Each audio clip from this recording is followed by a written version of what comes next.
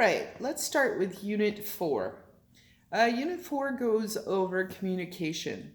Now, I have to say, during skills, this is my favorite day. I won't disclose all the details because the teachers need to still be able to do the things that we do during skills day. But I'm going to do an overview of this chapter. Now, we have to promote communication. What kind of attitude do you think you need to have? Right? We need to be positive, right? Have you ever worked with a negative Nancy or been in a class with a negative Nancy? When they walk in the room, it's like the whole mood settles, right? It's like there is just every ounce of happiness is drawn out of the day, right? Don't be that person. I can tell you that a positive attitude is just as contagious as a negative one. So try to be positive. Be courteous and show respect. I don't know how many times you're going to hear out of my mouth dignity and respect. These people deserve to be treated with dignity and respect, right? So say please, say thank you. Are you guys very good at saying you're welcome? I'm terrible at it. I'm like, oh, all right, yeah. I'm too busy, right? I make myself too busy to even stop, look them in the face and say, you're welcome. Do you need anything else? Right? I'm already off on something else, right? Use their preferred name, right? We really don't want to say hun, sweetheart, grandma, grandpa, gramps, right? We really want to call them by the preferred name. Now, there are some dementia patients that I have seen that they literally do call them grandma or grandpa, right? Or pops. But that has to be care planned. We're really not supposed to label them without it being care planned. The big thing is, you know how bad we are. Okay, that's all. Thank you, hun. Hey, sweetheart. Take a bath, sweetheart. We can't talk to them like that. These are adults. We need to treat them with dignity and respect. Now, the big thing walking into somebody's room is we got to knock. This is their home. Would you walk in a stranger's house without knocking? No, it's their home. Even your friends, usually you knock before you walk in. Knock. Give them a chance to answer. Then walk in. Now, I actually heard of an aide that got a deficiency. The call light was on. She knocked, said nursing, but she didn't pause before she opened the door and walked in.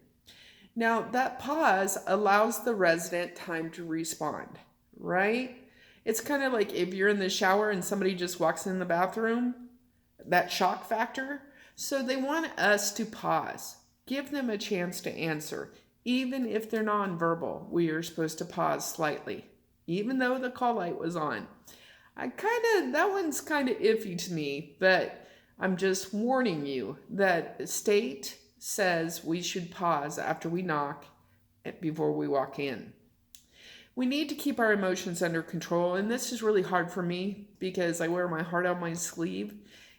But I always say that anything that happens outside of the facility stays outside of the facility, right?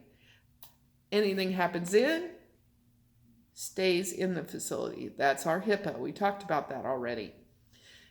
You got to learn to not take things personal, which is really hard, but you've got to keep it under control. You're a professional, right? You need to be a professional. Realize you're there to help them and try and put everything else on the back burner. Let's see. Empathy. Oh, one of my favorite words. Something you're going to learn a lot about in skills. Now, empathy and sympathy. What's the difference, you suppose? I always say sympathy is you feel sorry for them. Oh, I'm so sorry you're in a nursing home. See you later, right? But empathy is, oh, I know how you feel riding in that Hoyer lift, right? I know it's scary. So I'm going to be a little better at telling you what I'm doing, handling you gently, right? That's empathy, putting yourself in the position so you know how they feel, right? Like I said, you're going to learn some empathy and skills. Always communicate with your residents, guys. It's so important. I can't stress it enough. Always knock, introduce yourself, and tell them your name and your title. Now, who wears scrubs? Everybody. Housekeeping can wear scrubs, dietary can wear scrubs, maintenance sometimes wears scrubs. Everybody, nurses, physical therapies, doctor, everybody wears scrubs. So if you don't tell them why you're there, they might think you're coming to take out their trash and you start pulling on them, you're going to get whacked because they thought you were housekeeping. So make sure. Now, after this unit, there's Tipa Snow. She does an awesome job on dementia teaching. Watch that video. I promise she's as crazy in person as she is in the videos.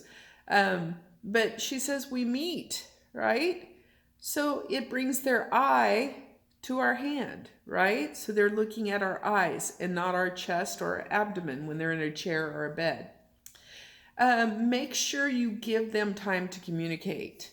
It's hard to be patient sometimes, and a lot of times they have dysphagia, right?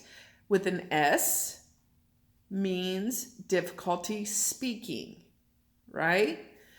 Anytime you have the prefix dys, D-Y-S, it means difficulty. And when you have an S, dysphagia, I want you to think about speaking. So dysphagia is difficulty speaking. Now I stress that because it's not to be confused with dysphagia, right? With a G. When you see G, I want you to think gagging, right? So dysphagia is difficulty swallowing, right? Dysphagia, speak. Dysphagia, swallowing. Now, throw in another one, get you. Dyspnea, right? Dys, difficulty. The EA at the end, I want you to think breathe or breath. So dyspnea is difficulty breathing. If it has an A in front of, if the prefix is A, it means absent or they can't do it. Like apnea, they stop breathing or they can't breathe, right? Aphasia with an S, they can't speak. Or aphasia, they can't swallow. This is somebody who would need a feeding tube, a G tube. All right. So give them time to speak. Listen carefully.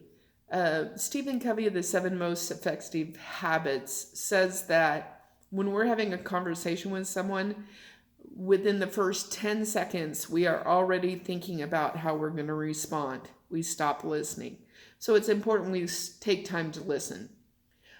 Focus on the resident's concerns. Try and not focus on what you're thinking about it, but what the resident is concerned with. Make sure they can hear and see you. Make sure there's no other distractions. Turn down the TV, turn on the light. Make sure they have their glasses, their hearing aids. Remember that we not only have to communicate well with our residents, but we have to communicate well with their visitors, their families, friends, with coworkers. We have to answer call lights promptly, right? It used to be the call lights were a bright flashing light in the hall would go nah, nah, nah, nah. Now, that's not very home-like. So we have pagers. So everybody who's working the halls gets a pager. And when a person pushes a call light, that pager goes on. Now, it's very important you answer those for resident safety and the fact that not only do you get a page, but it goes to the screen in the nurse's station so they can tell how long call lights are on. If call lights aren't answered, it will send alerts to the DON and the administrator if they're left on too long.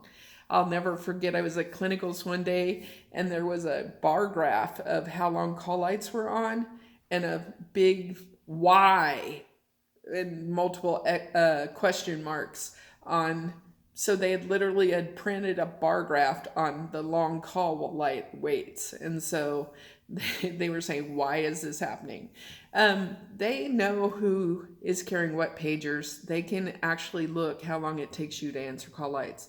Now, this is important because that we're communicating with our coworkers, because if you go in a shower, you can't leave a resident to go answer a call light. So if you're going into the shower, you need to tell your coworker, hey, will you watch the call lights? I'm going to be in the shower for a while. And that way your call light waits aren't as long. Make sure that you're professional if you're answering the facility's phone. Make sure that you learn the techniques from Diane's videos and from Teepa Snow's videos. They will really help you how to communicate with people with dementia.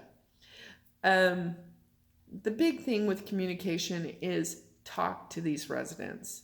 You're going to meet some amazing people. I think that's it. I'll have more stories later. See you next video.